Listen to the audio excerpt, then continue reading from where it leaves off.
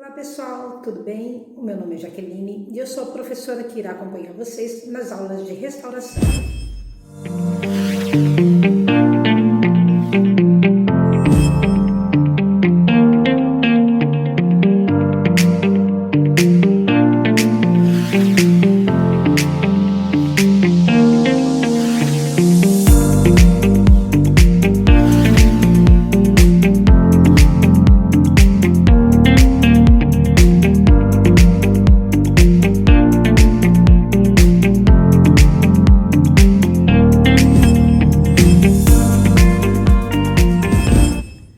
Na nossa nona aula, iniciaremos o módulo 3 de madeiras e mobiliários. Faremos uma introdução à evolução dos mobiliários até os dias atuais. Entenderemos também a importância da madeira e a diferença entre o restauro e a reforma. Os móveis são muito mais do que simples objeto do nosso cotidiano. Ele revela a nossa história, trazendo narrativas de períodos e tempos. Além do mais, nos auxilia ao nosso bem-estar, organização e nas práticas diárias do fazer. Período Neolítico. Esse período da pré-história, nossos antepassados já pensavam em como organizar suas tarefas e como utilizar os artefatos locais. Essa é uma ideia rudimentar de mobiliários e podemos observar aqui nas ruínas de Scrye Bray. Neste local vivia uma comunidade de caçadores e pescadores. As ruínas nos dão uma ideia de como os antigos habitantes começavam a estruturar as suas casas, utilizando placas de pedras como prateleiras e pedras empilhadas para criar a mobília. Egito, conhecido como Império Novo, entre os anos de 1450 a.C., a primeira sociedade a utilizar móveis.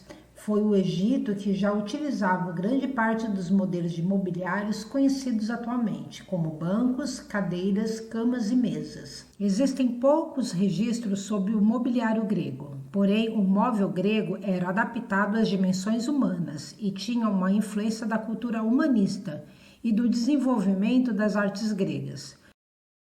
Os gregos também usavam mesas pequenas para fazer suas refeições e apoiar objetos.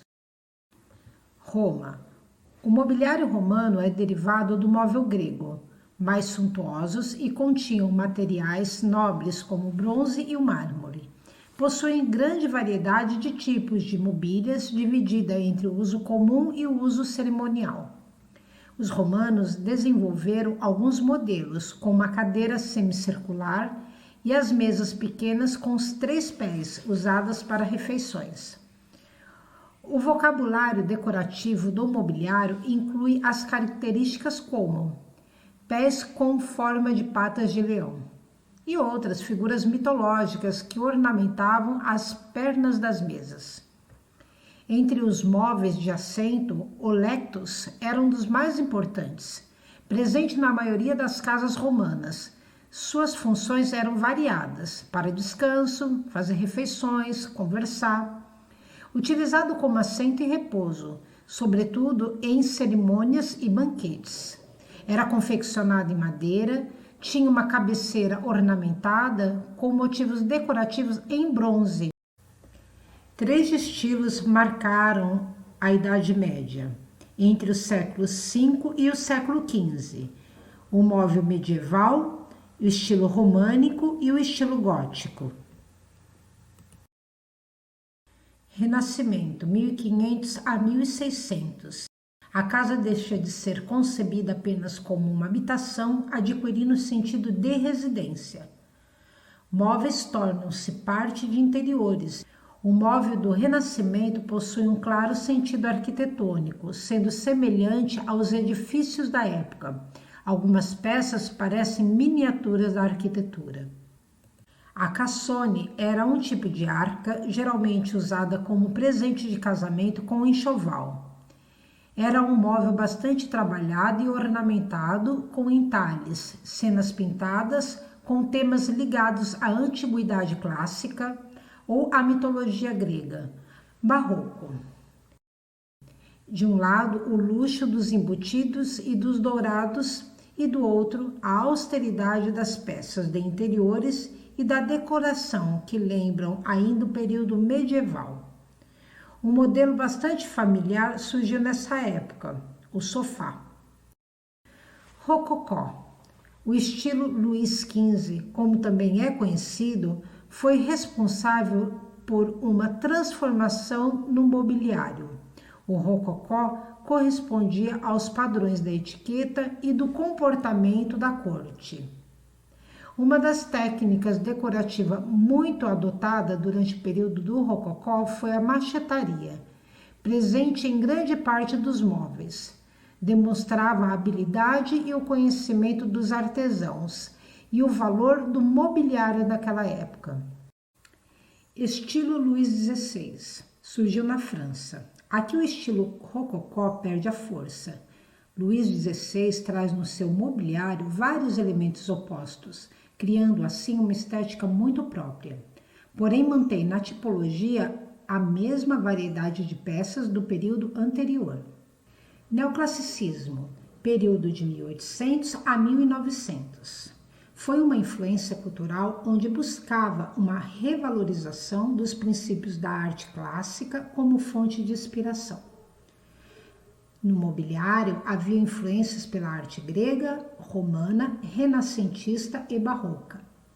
Eram chamados neoclássico, neobarroco, neorrococó. Nesse período surgiram outros vários estilos. Ecletismo fazia referência de vários estilos e forma. Estilo regência marca uma transição ao estilo do mobiliário. Vitoriano. Os móveis eram pesados e imponentes, feitos de madeira escura como jacarandá e embuia. Também usavam entalhes como madrepérolas, arabescos, estofamentos e estampas. Os encostos eram pregados e as pernas com curvas. Arts and Crafts. O movimento Artes e Ofícios nasceu na Inglaterra, no final do século XIX, com uma proposta reformista para o design. O movimento contava com designers e arquitetos preocupados com o efeito da produção industrial em crescimento e produtos de baixa qualidade, além de muitos ornamentos. A Revolução Industrial constituiu em um conjunto de mudanças tecnológicas com profundo impacto no processo produtivo em nível econômico e social. A forma que se produzia antes da Revolução Industrial foi totalmente modificada com a popularização de máquinas e de produção em maior escala. Essas mudanças criaram novas tendências e estilos. O estilo Art Nouveau surgiu na Europa entre 1900 e 1910. A Arte Nouveau não pretendia revalorizar estilos passados, e sim criar algo realmente novo que traduzisse o clima da época. O Art Nouveau possuía duas correntes dentro do mesmo estilo, a orgânica e a geométrica. Chegamos ao século XX, modernismo. Neoplasticismo, como ficou conhecido, foi o marco da arte moderna. No mobiliário, fundamental foi a contribuição do arquiteto e marceneiro Gerard Thomas. As características principais do seu trabalho eram a adição de linhas horizontais e verticais e o uso das cores primárias. Estilo internacional é o termo escolhido para designar as propostas do movimento moderno do início do século XX. Sobretudo, os projetos posteriores à Bauhaus, primeira escola de design do mundo. Art Deco, 1925 a 1939. O estilo Art Deco caracterizava-se por formas geométricas e linhas retas, solidez, volume e planos sobrepostos. Os materiais utilizados eram luxuosos, como mármore, bronze, madrepérolas e peles de animal e madeira. Design orgânico. Tentativa de humanizar o estilo modernista. Branco e preto. O design nacional. Foi um movimento que reuniu, no ano de 1952, um grupo de arquitetos que encontravam dificuldade para encontrar um mobiliário adequado aos seus projetos.